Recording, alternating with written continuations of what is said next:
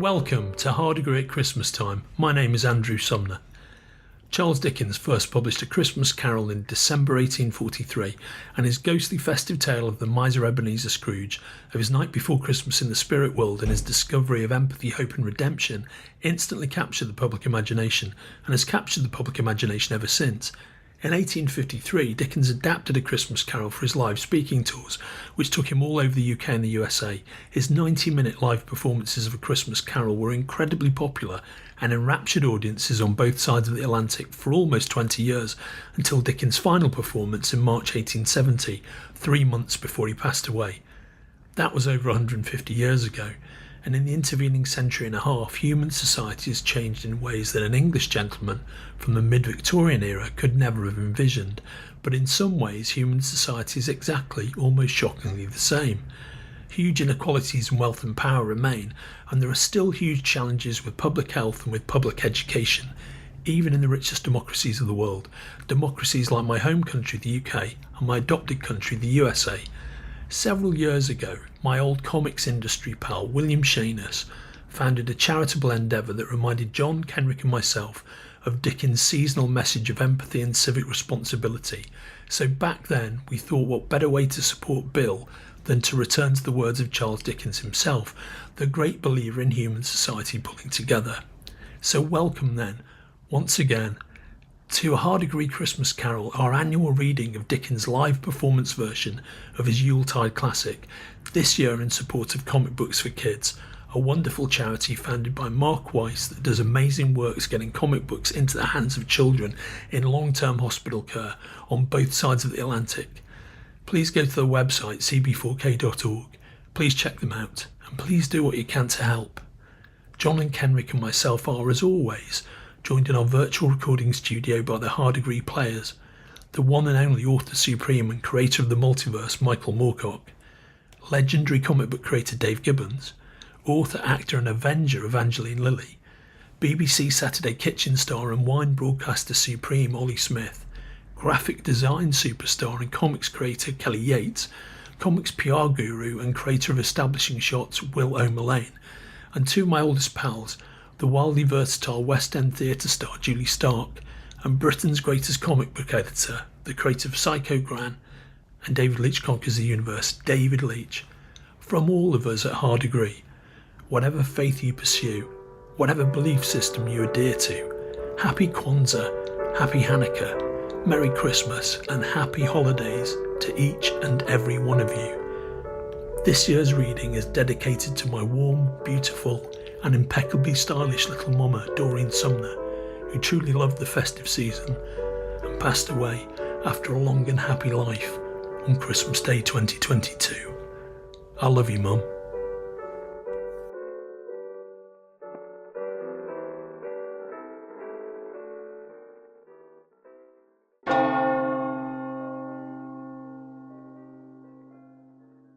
A Christmas Carol by Charles Dickens. Stave 1. Marley's Ghost. Marley was dead to begin with.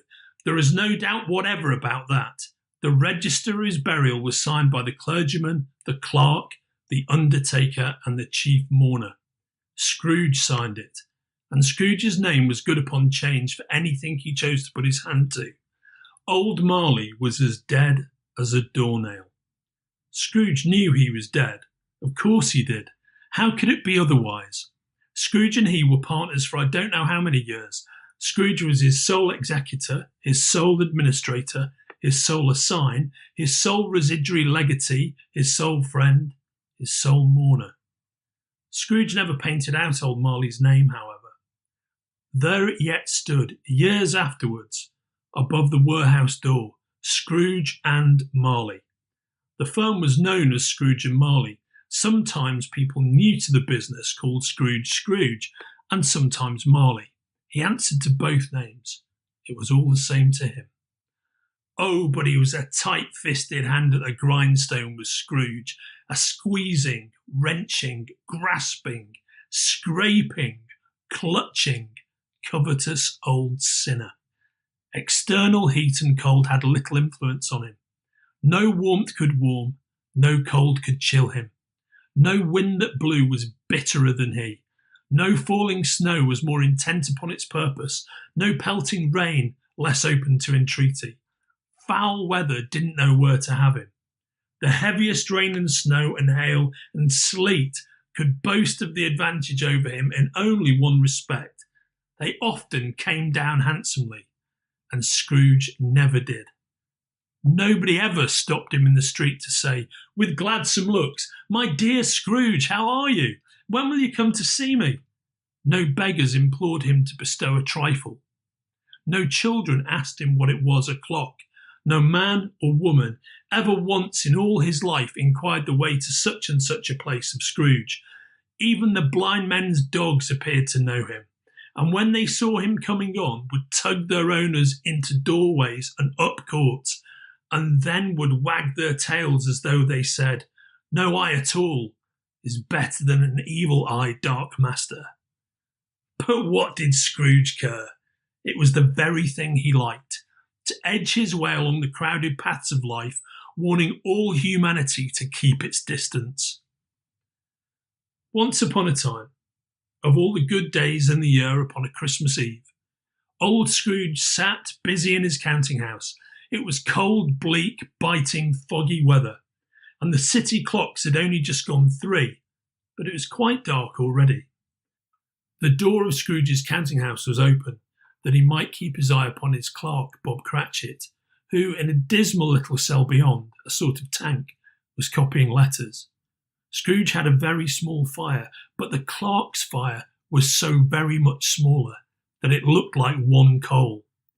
But he couldn't replenish it, for Scrooge kept the coal box in his own room, and so surely as the clerk came in with the shovel, the master predicted that it would be necessary for them to part. Wherefore the clerk put on his white comforter and tried to warm himself at the candle, in which effort, not being a man of a strong imagination, he failed. "A Merry Christmas, Uncle! God save you!" cried a cheerful voice. It was the voice of Scrooge's nephew, who came upon him so quickly that this was the first intimation Scrooge had of his approach. "Bah!" said Scrooge. "Humbug." "Christmas a humbug, Uncle? You don't mean that, I'm sure." "I do. Out upon Merry Christmas. What's Christmas time to you but a time for paying bills without money? A time for finding yourself a year older and not an hour richer? A time for balancing your books and having every item in 'em through a round dozen of months presented dead against you? If I had my will, every idiot who goes about with Merry Christmas on his lips should be boiled with his own pudding and buried with a stake of holly through his heart. He should." "Oh, Uncle!" "Nephew, keep Christmas in your own way and let me keep it in mine." "Keep it? But you don't keep it." "Let me leave it alone then. Much good may it do you. Much good has it ever done you." "There are many things from which I might have derived good, by which I have not profited, I dare say, Christmas among the rest. But I'm sure I have always thought of Christmas time, when it has come around, as a good time, a kind, forgiving, charitable, pleasant time, the only time I know of in the long calendar of the year when men and women seem by one consent to open their shut-up hearts freely and to think of people below them as if they really were fellow travellers to the grave, and not another race of creatures bound on other journeys.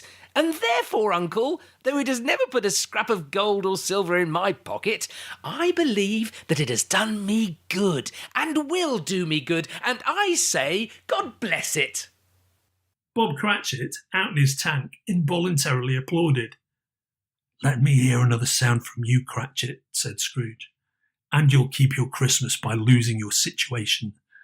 You're quite a powerful speaker, sir," he added, turning to his nephew. "I wonder you don't go into Parliament." "Don't be angry, Uncle. Come, dine with us tomorrow." Scrooge said that he would see him. Yes, indeed he did. He went the whole length of the expression and said that he would see him in that extremity first. "But why?" cried Scrooge's nephew. "Why?" "Why did you get married?" Oh, Because I fell in love. Because you fell in love, growled Scrooge, as if that were the only one thing in the world more ridiculous than a Merry Christmas. Good afternoon. Nay, Uncle, but you never came to see me before that happened. Why give it as a reason for not coming now? Good afternoon. I want nothing from you. I ask nothing of you. Why cannot we be friends? Good afternoon. Oh, I am sorry with all my heart to find you so resolute. We've never had any quarrel to which I've been a party, but I have made the trial in homage to Christmas, and I'll keep my Christmas humour to the last. So, a Merry Christmas, Uncle. Good afternoon. And a Happy New Year! Good afternoon. His nephew left the room without an angry word, notwithstanding. The clerk, in letting Scrooge's nephew out, had let two other people in. They were portly American gentlemen, pleasant to behold, and now stood with their hats off in Scrooge's office. They had books and papers in their hands, and bowed to him. Scrooge and Marley's, I believe, said one of the gentlemen, referring to his list. Have I the pleasure of addressing Mr. Scrooge? Or Mr. Marley? Mr. Marley has been dead these 7 years. He died 7 years ago, this very night. At this festive season of the year, Mr. Scrooge, said the other gentleman, taking up a pen, it is more than usually desirable that we should make some slight provisions for the poor and destitute, who suffer greatly at the present time. Many thousands are in want of common necessaries. Hundreds of thousands are in want of common comforts, sir. Are there no prisons? Plenty of prisons, but under the impression that they scarcely furnish Christian cheer of mind or body to the unoffending multitude. A few of us are endeavoring to raise a fund to buy the poor some meat and drink and means of warmth. We chose this time because it is time, of all others, when want is keenly felt and abundance rejoices. What shall I put you down for? Nothing. You wish to be anonymous? I wish to be left alone. Since you ask me what I wish, gentlemen, that is my answer. I don't make merry myself at Christmas, and I can't afford to make idle people merry. I help to support the prisons and the workhouses. They cost enough, and those who are badly off must go there. Many can't go there. And many would rather die. If they would rather die, they had better do it, and decrease the surplus population. At length, the hour of shutting up the counting house arrived. With an ill will, Scrooge, dismounting from his stool, tacitly admitted the fact to the expectant Bob Cratchit, who instantly snuffed his candle out and put on his hat. You'll want all day tomorrow, I suppose, Cratchit. If quite convenient, sir. It is not convenient, and it's not fair. If I was to stop £5 for it, you'd think yourself mightily ill-used, I'll be bound. Yes, sir. And yet you don't think me ill-used, when I pay a day's wages for no work. It's only once a year, sir.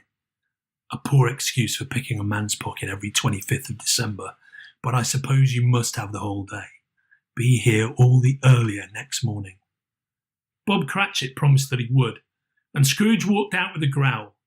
The office was closed in a twinkling, and Bob, with the long ends of his white comforter dangling below his waist, for he boasted no greatcoat, went down a slide at the end of a lane of boys 20 times in honour of its being Christmas Eve, and then ran home as hard as he could pelt to play at Blindman's Buff.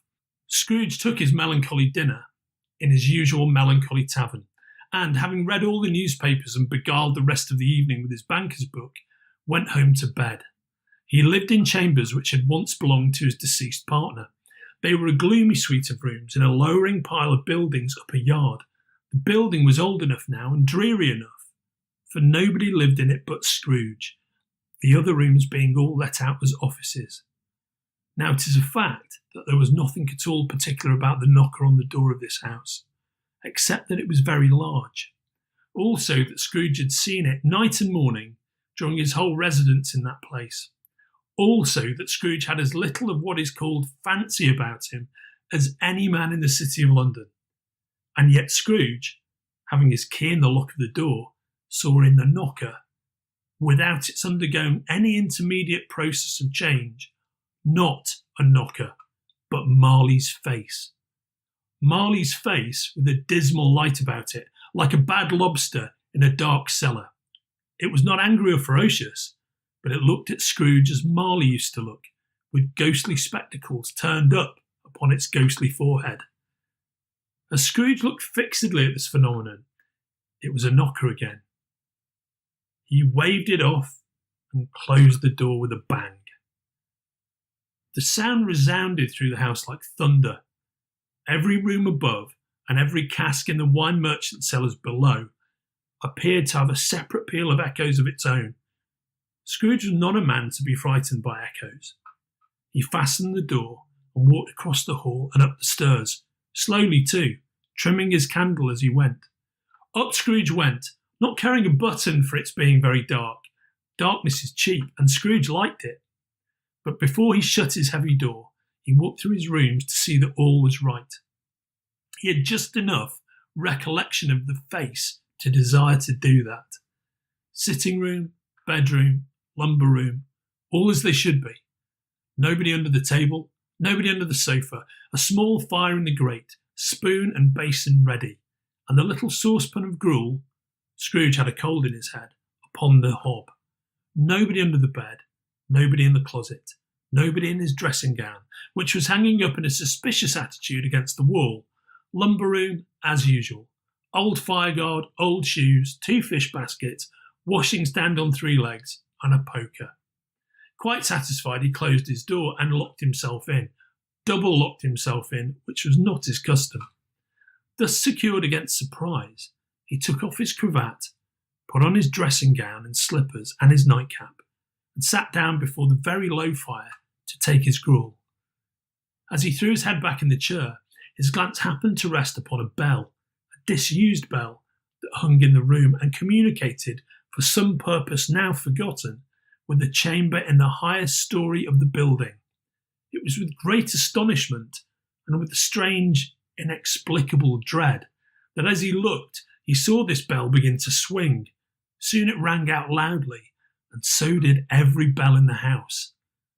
This was succeeded by a clanking noise deep down below, as if some person were dragging a heavy chain over the casks in the wine merchant's cellar. Then he heard the noise much louder on the floors below.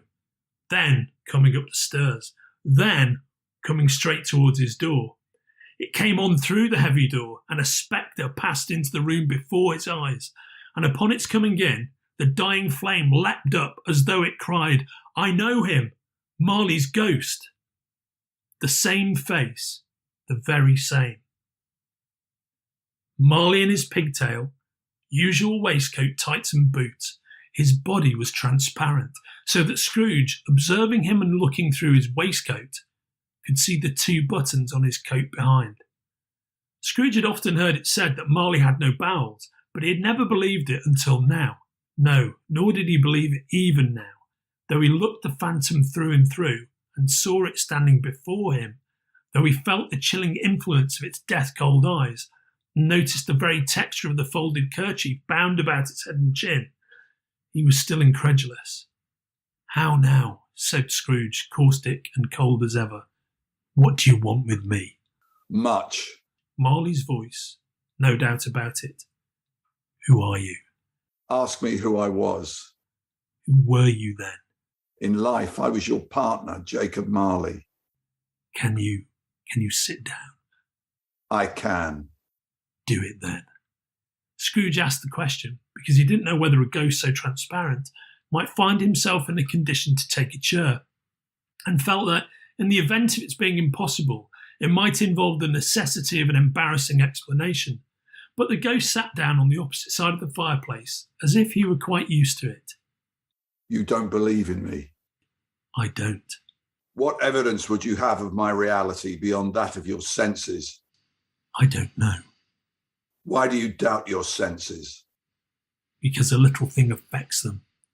A slight disorder of the stomach, perhaps. You may be an undigested bit of beef, a blot of mustard, a crumb of cheese, a fragment of an underdone potato. There's more of gravy than of grave about you, whatever you are.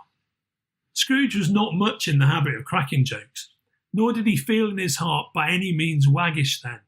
The truth is that he tried to be smart as a means of distracting his own attention and keeping down his horror.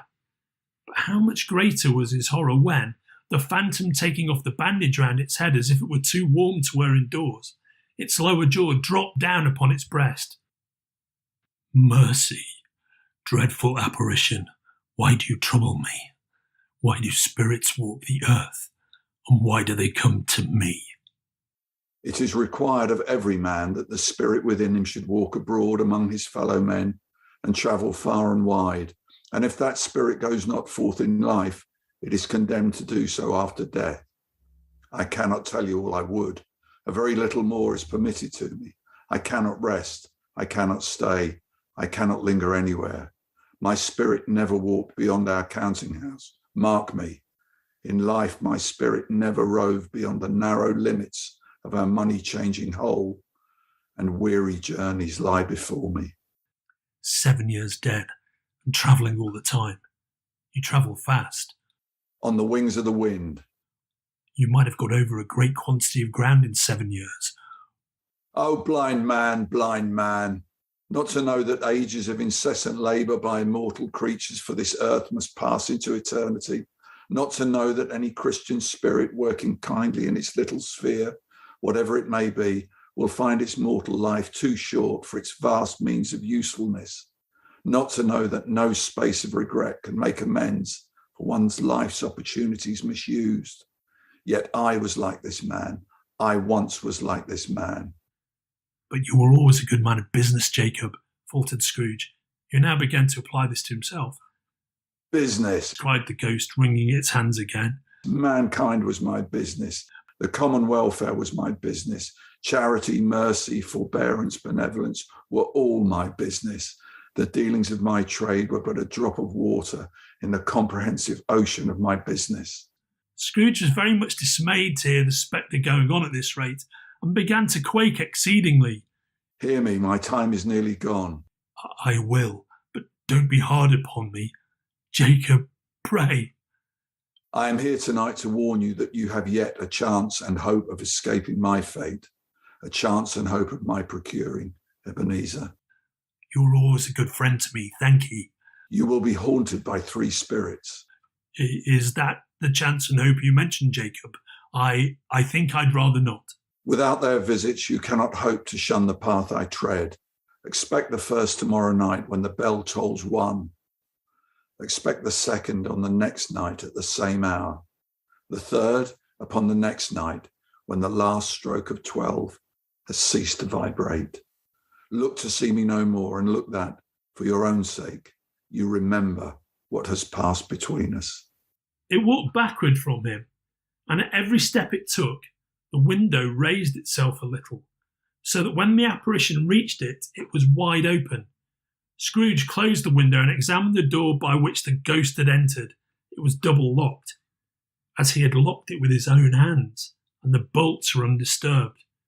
Scrooge tried to say humbug, but stopped at the first syllable, and being, from the emotion he had undergone, or the fatigues of the day, or his glimpse of the invisible world, or the dull conversation of the ghost, or the lateness of the hour, much in need of repose, he went straight to bed, without undressing, and fell asleep on the instant.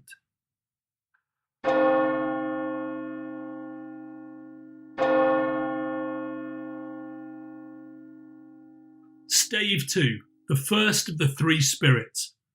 When Scrooge awoke, it was so dark that looking out of bed he could scarcely distinguish the transparent window from the opaque walls of his chamber, until suddenly the church clock tolled a deep, dull, hollow, melancholy 1. Light flashed up in the room upon the instant, and the curtains of his bed were drawn aside by a strange figure, like a child, yet not so like a child as like an old man, viewed through some supernatural medium which gave him the appearance of having receded from the view. Its hair, which hung about its neck and down its back, was white as if with age, and yet the face had not a wrinkle in it, and the tenderest bloom was on the skin.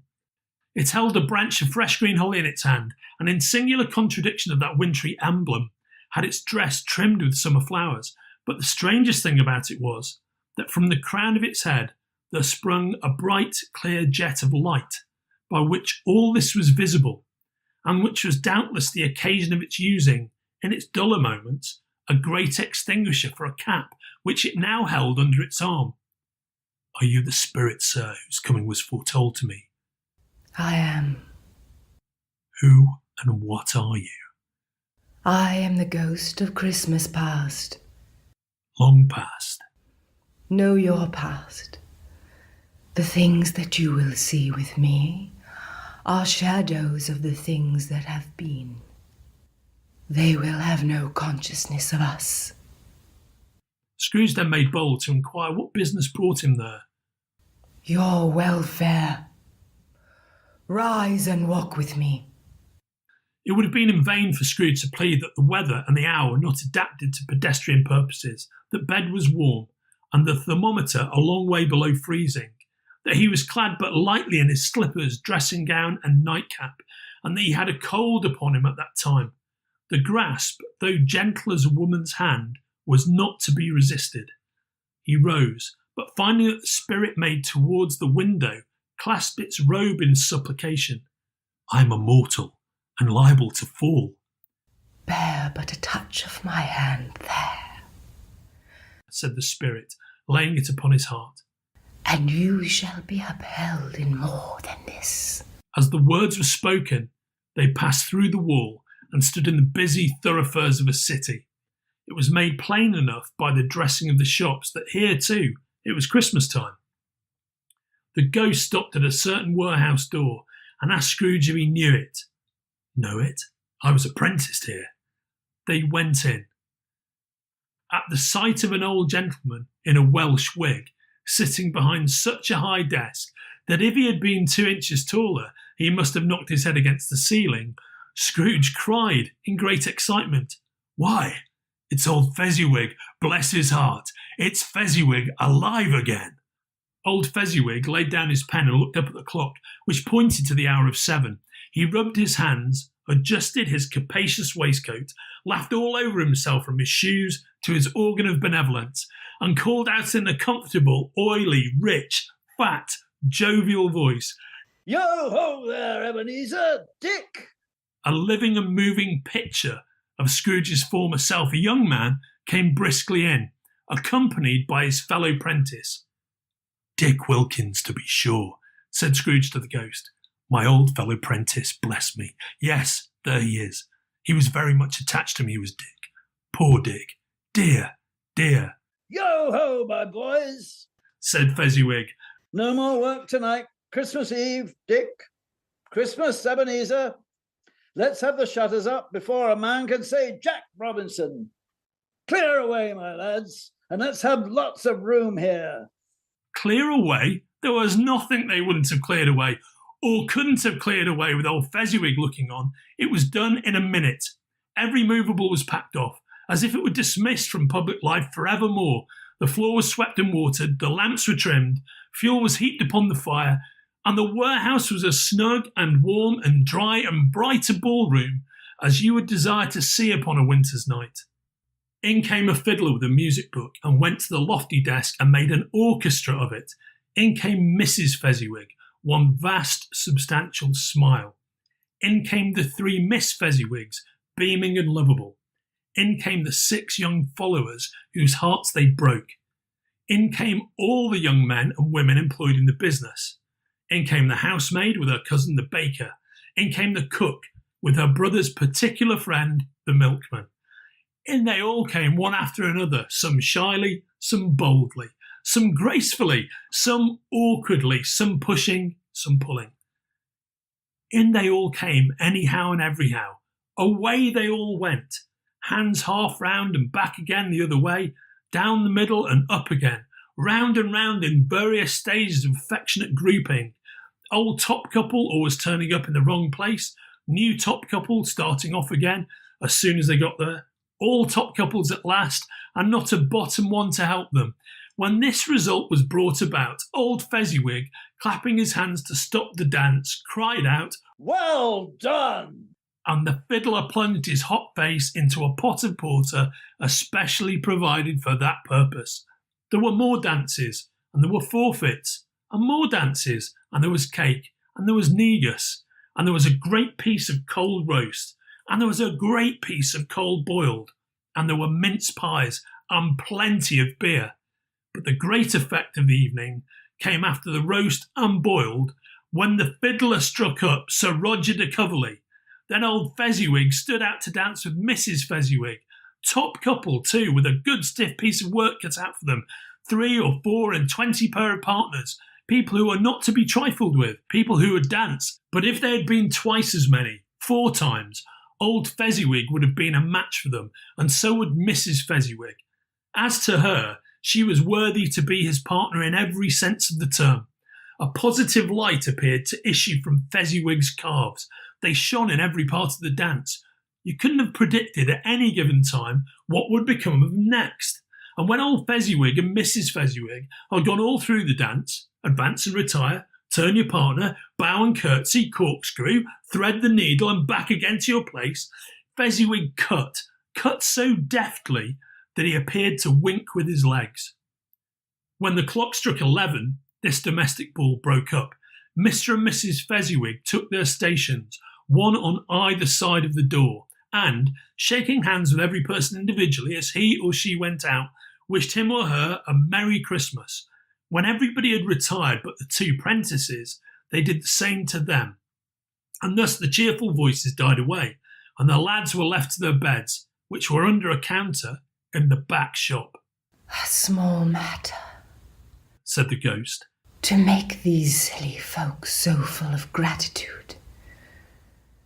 He has spent but a few pounds of your mortal money, 3 or 4 perhaps.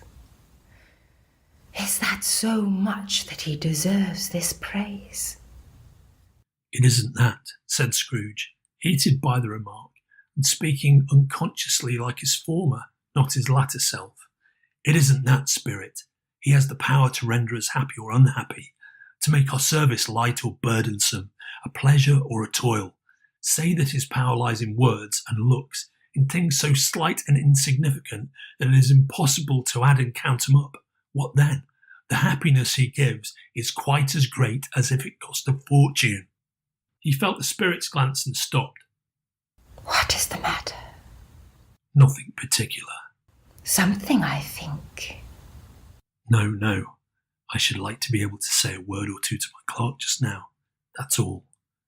My time grows short, observed the Spirit. Quick! This was not addressed to Scrooge or to anyone whom he could see, but it produced an immediate effect, for again he saw himself. He was older now, a man in the prime of life. He was not alone, but sat by the side of a fair young girl in a black dress, in whose eyes there were tears. It matters little. She said softly to Scrooge's former self. To you, very little. Another idol has displaced me. And if it can comfort you in time to come, as I would have tried to do, I have no just cause to grieve. What idol has displaced you? A golden one. You fear the world too much. I have seen your nobler aspirations fall off one by one, until the master passion, gain, engrosses you. Have I not? What then? Even if I've grown so much wiser, what then? I'm not changed towards you. Have I ever sought release from our engagement? In words, no. Never. In what then? In a changed nature, in an altered spirit, in another atmosphere of life, another hope as its great end. If you were free today, tomorrow, yesterday, can I even believe that you would choose a dowerless girl? Or, choosing her, do I not know that your repentance and regret would surely follow? I do. And I release you, with a full heart, for the love of him you once were. Spirit, remove me from this place. I told you these were shadows of the things that have been, said the ghost. They are what they are. Do not blame me. Remove me, Scrooge exclaimed. I cannot bear it. Leave me. Take me back. Haunt me no longer. As he struggled with the spirit, he was conscious of being exhausted and overcome by an irresistible drowsiness, and further, of being in his own bedroom. He had barely time to reel to bed before he sank into a heavy sleep.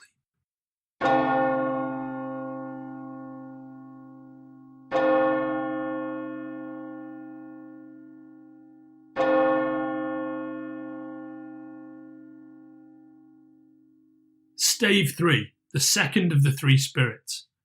Scrooge awoke in his bedroom, there was no doubt about that, but it and his own adjoining sitting room, into which he shuffled in his slippers, attracted by a great light there, had undergone a surprising transformation. The walls and ceiling were so hung with living green that it looked a perfect grove. The leaves of holly, mistletoe, and ivy reflected back the light, as if many little mirrors had been scattered there, and such a mighty blaze went roaring up the chimney as that petrifaction of a hearth had never known in Scrooge's time, or Marley's, or for many and many a winter season gone. Heaped upon the floor to form a kind of throne were turkeys, geese, game, brawn, great joints of meat, suckling pigs, long wreaths of sausages, mince pies, plum puddings, barrels of oysters, red-hot chestnuts, cherry-cheeked apples, juicy oranges, luscious pears, immense 12th cakes, and great bowls of punch. In easy state upon this couch there sat a giant, glorious to see, who bore a glowing torch, in shape not unlike Plenty's horn, and he raised it high to shed its light on Scrooge as he came peeping around the door. Come in, and know me better, man. I am the ghost of Christmas present. Look upon me. You have never seen the like of me before. Never. Have never walked forth with the younger members of my family, meaning, for I am very young, my elder brothers born in these late years? Pursued the phantom. I don't think I have. I'm afraid I have not. Have you had many brothers, Spirit? More than 1,800. A tremendous family to provide for. Spirit, conduct me where you will. I went forth last night on compulsion, and I learnt a lesson which is working now. Tonight, if you have aught to teach me, let me profit by it.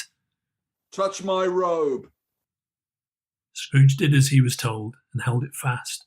The room and its contents all vanished instantly, and they stood in the city streets upon a snowy Christmas morning.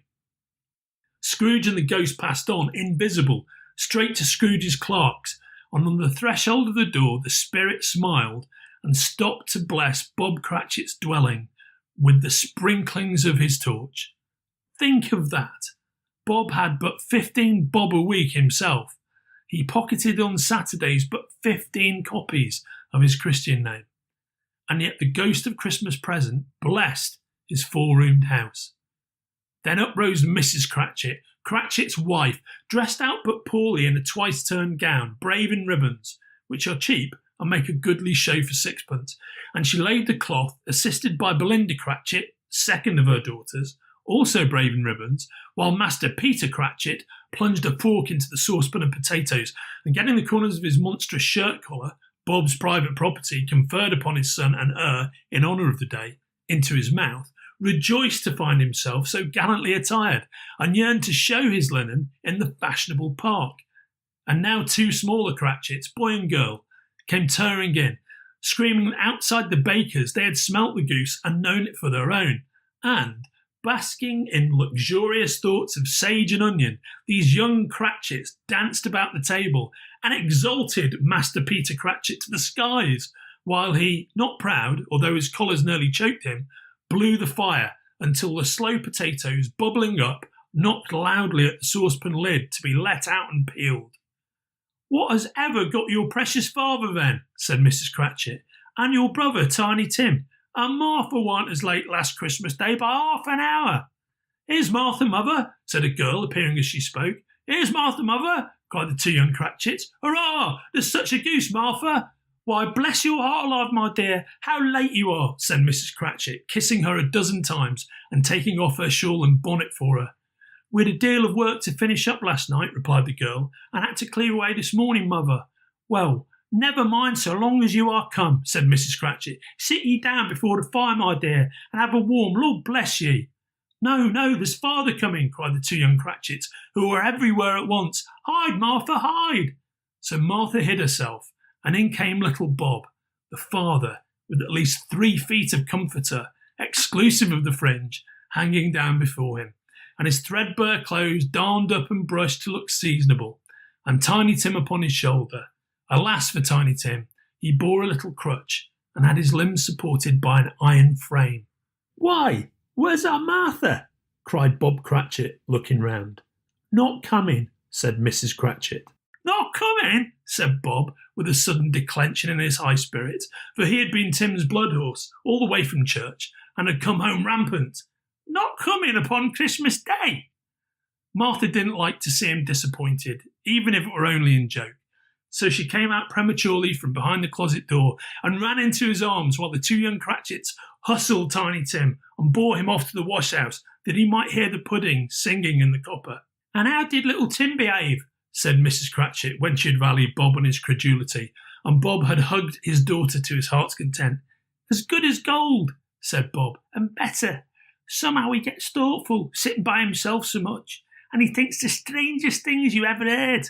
He told me, coming home, that he hoped that the people saw him in the church because he was a cripple, and it might be pleasant to them to remember, upon Christmas Day, he made lame beggars walk and blind men see." Bob's voice was tremulous when he told them this, and trembled more when he said that Tiny Tim was growing strong and hearty. His active little crutch was heard upon the floor, and back came Tiny Tim before another word was spoken, escorted by his brother and sister to his stool beside the fire, and while Bob, turning up his cuffs, as if, poor fellow, they were capable of being made more shabby, compounded some hot mixture in a jug with gin and lemons, and stirred it round and round and put it on the hob to simmer, Master Peter and the two ubiquitous young Cratchits went to fetch the goose, with which they soon returned in high procession. Mrs. Cratchit made the gravy ready beforehand in a little saucepan, hissing hot. Master Peter mashed the potatoes with incredible vigour. Miss Belinda sweetened up the apple sauce. Martha dusted the hot plates. Bob took Tiny Tim beside him in a tiny corner at the table. The two young Cratchits set chairs for everybody, not forgetting themselves, and mounting guard upon their posts, crammed spoons into their mouths, lest they should shriek for goose before their turn came to be helped. At last the dishes were set on, and grace was said. It was succeeded by a breathless pause, as Mrs. Cratchit, looking slowly all along the carving knife, prepared to plunge it in the breast. But when she did, and when the long-expected gush of stuffing issued forth, one murmur of delight arose all round the board, and even Tiny Tim, excited by the two young Cratchits, beat on the table with the handle of his knife and feebly cried, "Hurrah!" There never was such a goose. Bob said he didn't believe there ever was such a goose cooked. Its tenderness and flavour, size and cheapness were the themes of universal admiration. Eked out by apple sauce and mashed potatoes, it was a sufficient dinner for the whole family. Indeed, as Mrs. Cratchit said with great delight, surveying one small atom of a bone upon the dish, they hadn't ate it all at last. Yet everyone had had enough, and the youngest Cratchits in particular were steeped in sage and onion to the eyebrows. But now, the plates being changed by Miss Belinda, Mrs. Cratchit left the room alone, too nervous to bear witnesses, to take the pudding up and bring it in. Suppose it should not be done enough? Suppose it should break in turning out? Suppose somebody should have got over the wall of the backyard and stolen it while they were merry with the goose? A supposition at which the two young Cratchits became livid. All sorts of horrors were supposed. Hallo! A great deal of steam. The pudding was out of the copper. A smell like a washing day. That was the cloth. A smell like an eating house and a pastry cook's next door to each other, with the laundresses next door to that. That was the pudding. In half a minute, Mrs. Cratchit entered, flushed but smiling proudly, with the pudding like a speckled cannonball, so hard and firm, blazing in half a quartern of ignited brandy, and bedight with Christmas holly stuck into the top. Oh, a wonderful pudding! Bob Cratchit said, and calmly too, that he regarded it as the greatest success achieved by Mrs. Cratchit since their marriage. Mrs. Cratchit said that now the weight was off her mind, she would confess she had had her doubts about the quantity of flour. Everybody had something to say about it, but nobody said or thought it was at all a small pudding for a large family. Any Cratchit would have blushed to hint at such a thing. At last the dinner was all done. The cloth was cleared, the hearth swept, and the fire made up. The compound in the jug being tasted and considered perfect, apples and oranges were put upon the table and a shovelful of chestnuts on the fire. Then all the Cratchit family drew round the hearth in what Bob Cratchit called a circle, and at Bob Cratchit's elbow stood the family display of glass, 2 tumblers, and a custard cup without a handle. These held the hot stuff from the jug, however, as well as golden goblets would have done, and Bob served it out with beaming looks, while the chestnuts on the fire sputtered and crackled noisily. Then Bob proposed, "A Merry Christmas to us all, me dears! God bless us!" which all the family re-echoed. God bless us, everyone, said Tiny Tim, the last of all. He sat very close to his father's side, upon his little stool. Bob held his withered little hand in his, as if he loved the child and wished to keep him by his side, and dreaded that he might be taken from him. Scrooge raised his head speedily on hearing his own name. "Mr. Scrooge," said Bob. "I'll give you Mr. Scrooge, the founder of the feast." "The founder of the feast, indeed," cried Mrs. Cratchit, reddening. "I wish I had him here. I'll give him a piece of my mind to feast upon, and I hope he'd have a good appetite for it." "Me dear," said Bob, "the children, Christmas Day." "It should be Christmas Day, I'm sure," said she, "on which one drinks the health of such an odious, stingy, odd, unfeeling man as Mr. Scrooge. You know he is, Robert. Nobody knows it better than you do, poor fellow." "Me dear," was Bob's mild answer, "Christmas Day." "I'll drink his health for your sake and the day's," said Mrs. Cratchit. "Not for his. Long life to him, a Merry Christmas and a Happy New Year. He'll be very merry and very happy, I have no doubt." The children drank the toast after her. It was the first of their proceedings which had no heartiness in it. Tiny Tim drank it last of all, but he didn't care twopence for it. Scrooge was the ogre of the family. The mention of his name cast a dark shadow on the party, which was not dispelled for full 5 minutes.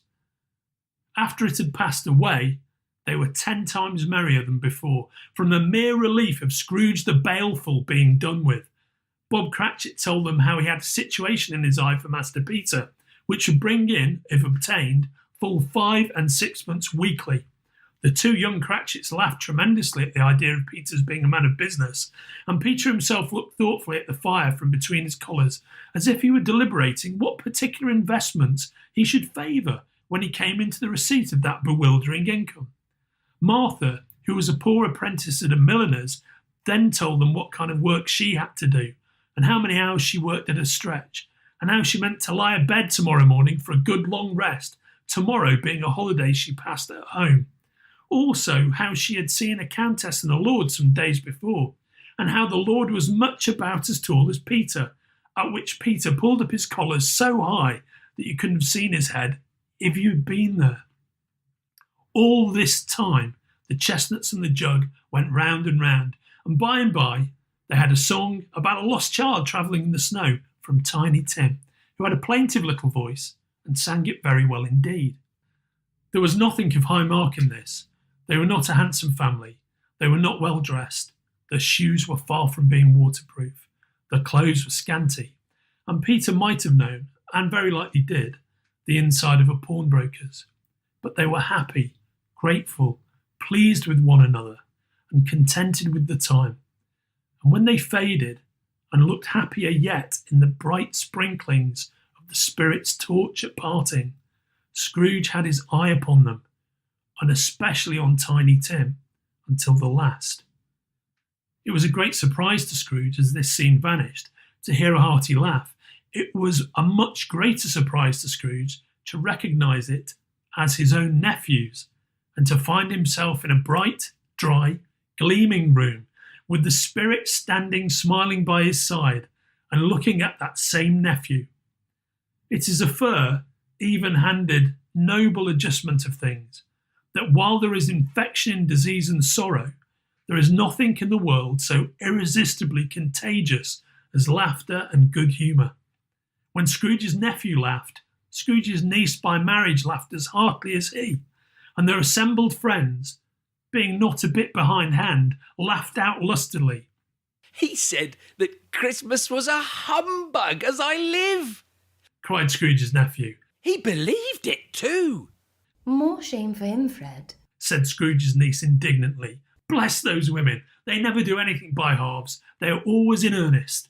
She was very pretty, exceedingly pretty, with a dimpled, surprised-looking, capital face, a right little mouth that seemed made to be kissed, and no doubt was, all kinds of good little dots about her chin that melted into one another when she laughed, and the sunniest pair of eyes you ever saw in any creature's head. Altogether she was what you would have called provoking, but satisfactory too. Oh, perfectly satisfactory. He's a comical old fellow, said Scrooge's nephew. That's the truth, and not so pleasant as he might be. However, his offences carry their own punishment, and I have nothing to say against him. Who suffers by his ill whims? Himself, always. Here he takes it into his head to dislike us, and he won't come and dine with us. What's the consequence? He don't lose much of a dinner. Indeed, I think he loses a very good dinner, interrupted Scrooge's niece. Everybody else said the same, and they must be allowed to have been competent judges, because they had just had dinner and, with the dessert upon the table, were clustered round the fire by lamplight. Well, I'm very glad to hear it, said Scrooge's nephew, because I haven't got any great faith in these young housekeepers. What do you say, Topper? Topper clearly had his eye on one of Scrooge's niece's sisters, for he answered that a bachelor was a wretched outcast who had no right to express an opinion on the subject, whereat Scrooge's niece's sister, the plump one with the lace tucker, not the one with the roses, blushed. After tea they had some music, for they were a musical family and knew what they were about. When they sung a glee or catch, I can assure you, especially Topper, who could growl away in the bass like a good one and never swell the large veins in his forehead or get red in the face over it. But they didn't devote the whole evening to music. After a while, they played at forfeits, for it is good to be children sometimes, and never better than at Christmas, when its mighty founder was a child himself. There was first a game at Blind Man's Buff, though, and I no more believe Topper was really blinded than I believe he had eyes in his boot, because the way in which he went after that plump sister and the lace tucker was an outrage on the credulity of human nature, knocking down the fire irons, tumbling over the chairs, bumping up against the piano, smothering himself among the curtains. Wherever she went, there went he. He always knew where the plump sister was. He wouldn't catch anybody else. If you had fallen up against him, as some of them did, and stood there, he would have made a feint of endeavouring to seize you, which would have been a reply to affront to your understanding, and would instantly have sidled off in the direction of the plump sister. Here is a new game, said Scrooge. 1/2 hour, Spirit, only one. It was a game called Yes and No, where Scrooge's nephew had to think of something, and the rest must find out what. He only answering to the questions yes or no, as the case was. The fire of questioning to which he was exposed elicited from him that he was thinking of an animal, a live animal, rather a disagreeable animal, a savage animal, an animal that growled and grunted sometimes, and talked sometimes, and lived in London, and walked about the streets, and wasn't made a show of, and wasn't led by anybody, and didn't live in a menagerie, and was never killed in a market, and was not a horse, or an ass, or a cow, or a bull, or a tiger, or a dog, or a pig, or a cat, or a burr? At every new question put to him, his nephew burst into a fresh roar of laughter and was so inexpressibly tickled that he was obliged to get up off the sofa and stamp. At last, the plump sister cried out, I have found it out! I know what it is, Fred! I know what it is! Oh, what is it? cried Fred. It's your Uncle Scrooge! Which it certainly was. Admiration was the sentiment, though some objected that the reply to "Is it a burr?" ought to have been yes. Uncle Scrooge had imperceptibly become so gay and light of heart that he would have drank to the unconscious company in an inaudible speech, but the whole scene passed off in the breath of the last words spoken by his nephew, and he and the spirit were again upon their travels. Much they saw, and far they went, and many homes they visited, but always with a happy end. The spirit stood beside sick beds, and they were cheerful, on foreign lands, and they were close at home, by struggling men, and they were patient in their greater hope, by poverty, and it was rich, in almshouse, hospital, and jail, in misery's every refuge, where vain man in his little brief authority had not made fast the door and barred the spirit out. He left his blessing and taught Scrooge his precepts. Suddenly, as they stood together in an open place, the bell struck 12. Scrooge looked about him for the ghost and saw it no more. As the last stroke ceased to vibrate, he remembered the prediction of old Jacob Marley, and lifting up his eyes, beheld a solemn phantom, draped and hooded, coming like a mist along the ground towards him.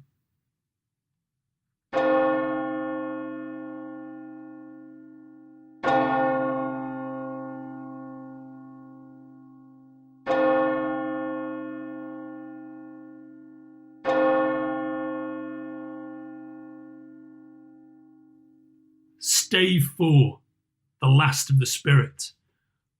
The phantom slowly, gravely, silently approached. When it came near him, Scrooge bent down upon his knee, for in the earth through which this spirit moved, it seemed to scatter gloom and mystery. It was shrouded in a deep black garment, which concealed its head, its face, its form, and left nothing of it visible save one outstretched hand. He knew no more, for the spirit neither spoke nor moved. Am I in the presence of the ghost of Christmas yet to come? Ghost of the future? I fear you more than any spectre I have seen, but as I know your purpose is to do me good, and as I hope to live to be another man from what I was, I am prepared to bear you company, and do it with a thankful heart. Will you not speak to me? It gave him no reply. The hand was pointed straight before them. Lead on, lead on. The night is waning fast, and it is precious time to me, I know. Lead on, spirit. They scarcely seemed to enter the city, for the city rather seemed to spring up about them. But there they were in the heart of it, on 'change, amongst the merchants. The spirit stopped beside one little knot of businessmen. Observing that the hand was pointed to them, Scrooge advanced to listen to their talk. No, said a great fat man with a monstrous chin. I don't know much about it either way. I only know he's dead. When did he die? Interrupted a poor American street artist. Last night, I believe. Why? What was the matter with him? I thought he'd never die. God knows, said the first with a yawn. What has he done with his money? Asked a red-faced gentleman. I haven't heard, said the man with a large chin. Company, perhaps? He hasn't left it to me. That's all I know. Bye-bye. Scrooge was at first inclined to be surprised that the spirit should attach importance to conversation apparently so trivial. But feeling assured that it must have some hidden purpose, he set himself to consider what it was likely to be. It could scarcely be supposed to have any bearing on the death of Jacob, his old partner, for that was past, and this ghost province was the future.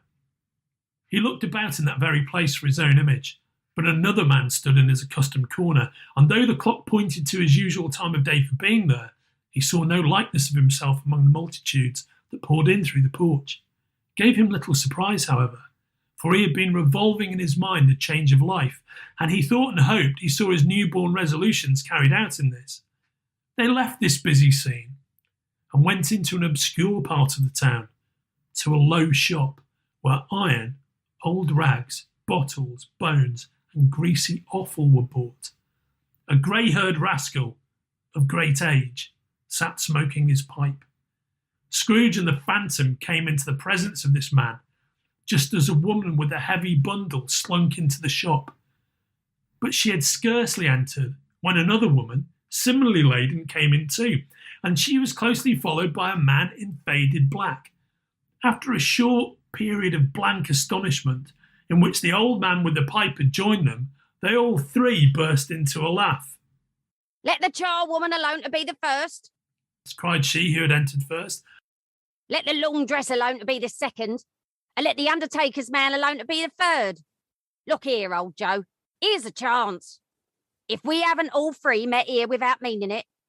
You couldn't have met in a better place. You were made free of it long ago, you know, and the other two ain't strangers. What have you got to sell? What have you got to sell? Half a minute's patience, Joe, and you shall see. What odds, then? What odds, Mrs. Dilber? Said the woman. Every person has a right to take care of themselves. He always did. Who's the worse for the loss of a few things like these? Not a dead man, I suppose. Mrs. Dilber, whose manner was remarkable for general propitiation, said, No, indeed, ma'am. If he wanted to keep him after he was dead, a wicked old screw, why wasn't he natural in his lifetime? If he had been, he'd have had somebody to look after him when he was struck with death, instead of lying, gasping out his last there, alone by himself. It's the truest word that ever was spoke. It's a judgment on him. I wish it was a little heavier judgment. And it should have been. You may depend upon it. If I could have laid my hands on anything else. Open that bundle, old Joe, and let me know the value of it. Speak out plain. I'm not afraid to be the first, nor afraid for them to see it. Joe went down on his knees for the greater convenience of opening the bundle and dragged out a large and heavy roll of some dark stuff. Yeah, what do you call this? Bed curtains? Oh, bed curtains. Don't drop that all upon the blankets now. His blankets? Whose else's, do you think? He isn't likely to take cold without 'em, I dare say. Ah, you may look through that shirt till your eyes ache, but you won't find an hole in it, nor a threadbare place. It's the best he had, and a fine one too. They'd have wasted it by dressing him up in it if it hadn't been for me. Scrooge listened to this dialogue in horror. Spirit, I see. I see. The case of this unhappy man might be my own. My life tends that way now. Merciful heaven, what is this? The scene had changed, and now he almost touched a bare, uncurtained bed. A pale light, rising in the outer air, fell straight upon this bed, and on it, unwatched, unwept, uncared for, was the body of this plundered, unknown man. Spirit, let me see some tenderness connected with the death, or this dark chamber spirit will be forever present to me. The ghost conducted him to poor Bob Cratchit's house. The dwelling he had visited before and found the mother and the children seated round the fire. Quiet, very quiet. The noisy little Cratchits were as still as statues in one corner, and sat looking up at Peter, who had a book before him. The mother and her daughters were engaged in needlework, but surely they were very quiet. And he took a child and set him in the midst of them. Where had Scrooge heard those words? He had not dreamed them. The boy must have read them out, as he and the spirit crossed the threshold. Why did he not go on? The mother laid her work upon the table and put her hand up to her face. The colour hurts my eyes, she said. The colour? Ah, poor Tiny Tim. They're better now again. It makes them weep by candlelight. I wouldn't show weak eyes to your father when he comes home, for the world. It must be near his time. Past it, rather, said Peter, shutting up his book. But I think he's walked a little slower than he used these last few evenings, Mother. I've known him walk with Tiny Tim upon his shoulder very fast indeed. And so have I, cried Peter. Often. So have I, cried another. So had all. But he was very light to carry, and his father loved him so that it was no trouble. And here is your father at the door. She hurried out to meet him, and little Bob and his comforter, he had need of it, poor fellow, came in. His tea was ready for him on the hob, and they all tried who should help him to it most. Then the two young Cratchits got up on his knees and laid, each child a little cheek against his face, as if they said, "Don't mind it, father, don't be grieved." Bob was very cheerful with them, and spoke very pleasantly to all the family. He looked at the work upon the table and praised the industry and speed of Mrs. Cratchit and the girls. They would be done long before Sunday, he said. "Sunday? You went today then, Robert?" "Yes, me dear," returned Bob. "I wish you could have gone. Would have done you good to see how green a place it is. But you'll see it often. I promised him that I would work there on a Sunday. My little child. My little child." He broke down all at once. He couldn't help it. If he could have helped it, he and his child would have been farther apart, perhaps, than they were. "Spectre," said Scrooge. "Something informs me that our parting moment is at hand. I know it, but I know not how. Tell me what man that was, with the covered face, whom we saw lying dead." The ghost of Christmas yet to come conveyed him to a dismal, wretched, ruinous churchyard. The spirit stood among the graves and pointed down to one. "Before I draw nearer to that stone to which you point, answer me one question. Are these the shadow of the things that will be, or are they shadows of the things that may be only?" Still the ghost pointed downward to the grave by which it stood. Men's courses will foreshadow certain ends to which, if persevered in, they must lead. But if the courses be departed from, the ends will change. Say it is thus, what you show me. The spirit was as movable as ever. Scrooge crept towards it, trembling as he went, and following the finger read upon the stone of the neglected grave his own name, Ebenezer Scrooge. Am I that man who lay upon the bed? No, spirit, oh no, no, spirit, hear me. I am not the man I was. I will not be the man I must have been but for this intercourse. Why show me this, if I am past all hope? Assure me that I may yet change these shadows you have shown me, by an altered life. For the first time, the kind hand faltered. I will honour Christmas in my heart and try to keep it all the year. I will live in the past, the present, and the future. The spirits of all three shall strive within me. I will not shut out the lessons that they teach. Oh, tell me I may sponge away the writing on this stone. Holding up his hands in one last prayer to have his fate reversed, he saw an alteration in the phantom's hood and dress. It shrunk, collapsed, and dwindled down into a bedpost. Yes, and the bedpost was his own. The bed was his own. The room was his own. Best and happiest of all, the time before him was his own, to make amends in. He was checked in his transports by the churches ringing out the lustiest peals he had ever heard. Running to the window, he opened it and put out his head. No fog, no mist, no night. Clear, bright, stirring, golden day. "What's today?" cried Scrooge, calling downward to a boy in Sunday clothes, who perhaps had loitered in to look about him. Eh? "What's today, my fine fellow?" Today? Why, Christmas Day! "It's Christmas Day. I haven't missed it. Hello, my fine fellow." Hello. "Do you know the poulterers in the next street but one, at the corner?" I should hope I did. An intelligent boy, a remarkable boy. "Do you know whether they've sold the prize turkey that was hanging up there? Not the little prize turkey, the big one." What? The one as big me? What a delightful boy. It's a pleasure to talk to him. Yes, my buck. It's hanging there now.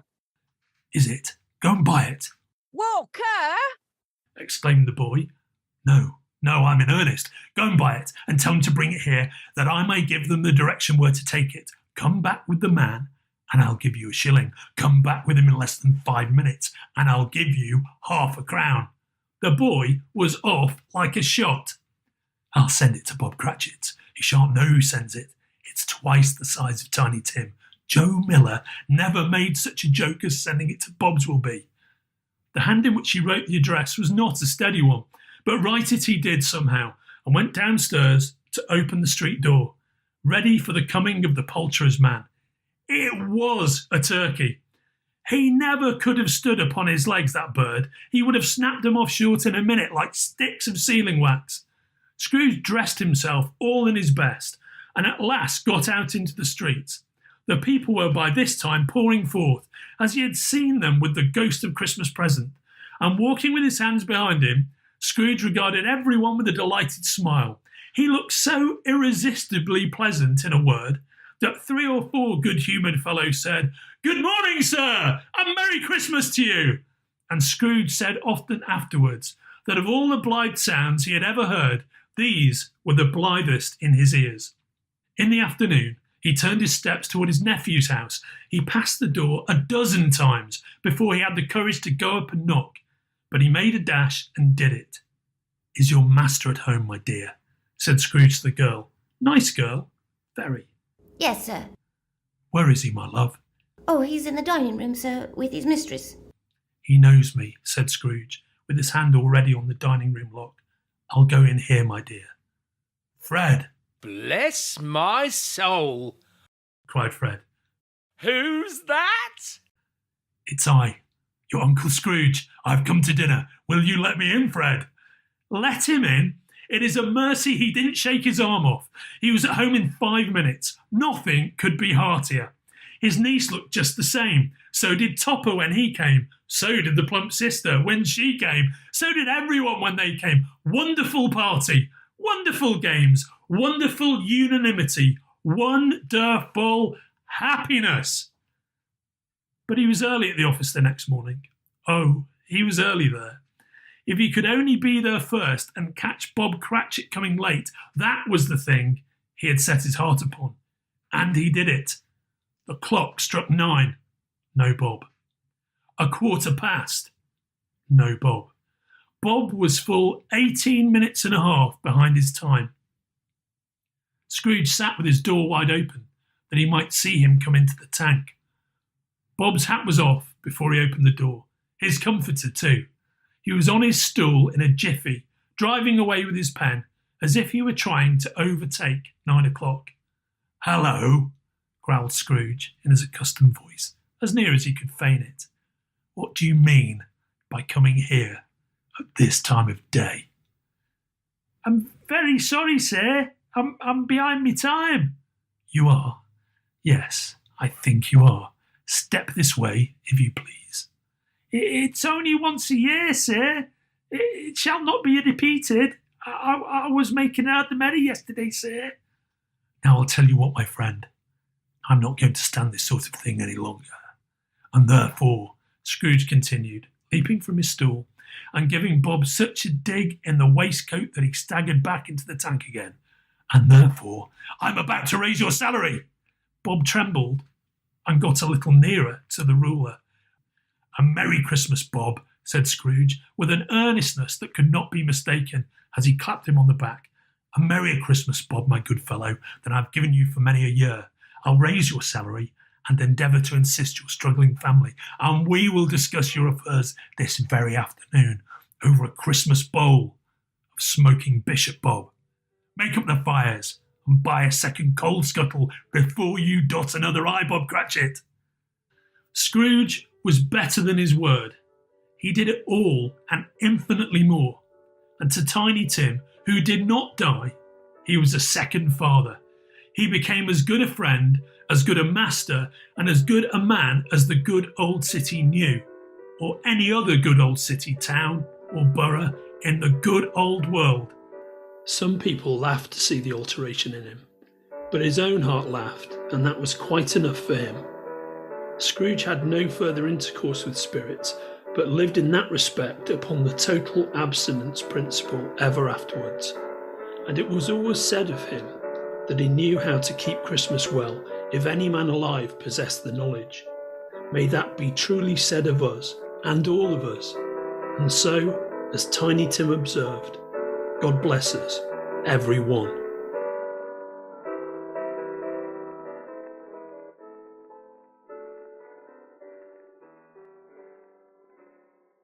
You've been listening to A Christmas Carol by Charles Dickens, produced by Hardegree in support of Comic Books for Kids.